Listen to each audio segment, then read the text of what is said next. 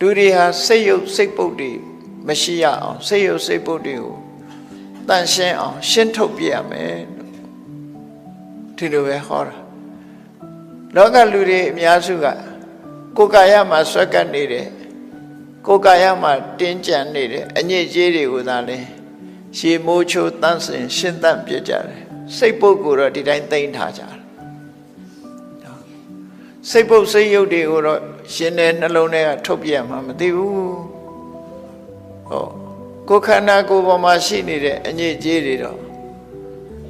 မှန်ကလေးကြည့်နှုတ်ခမ်းလေးစုကြည့်သွားလေးဖြဲကြည့်နဲ့အဲ့ဒါလိုအမျိုးမျိုးလုပ်ပြီးတော့ခန္ဓာကိုယ်လှအောင်ပေါအောင်ပဲပြင်ကြတယ်စိတ်ကိုလှအောင်ပြင်တာမရှိကြနဲတယ်ပေါ့နော်အဲ့ဒီနှစ်ခုဟာ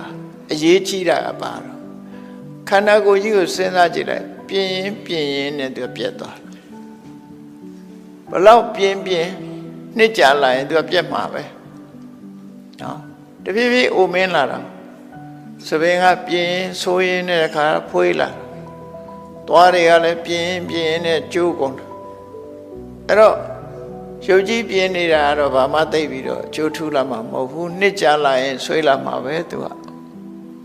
စိတ်ပြင်တာကြတော့တမိုးတွေမြင်ပါတယ်လို့ဆိုအဲ့ဒီအတွေးကိုသိဖို့လိုတယ်အဲ့ဒါကိုသူမေတ္တာတော့အသိဉာဏ်ရှိတယ်လို့ဘယ်ဟာကအဓိကကြလဲဘယ်ဟာရှင်းတာဘယ်ဟာလောက်တာအဓိကကြလဲဆိုတာကိုနားလည်သဘောပေါက်ဖို့ပဲတူတာပေါ့နော်အဓိကနဲ့ပဓာနာနဲ့အပဓာနာခွဲခြားတတ်ရ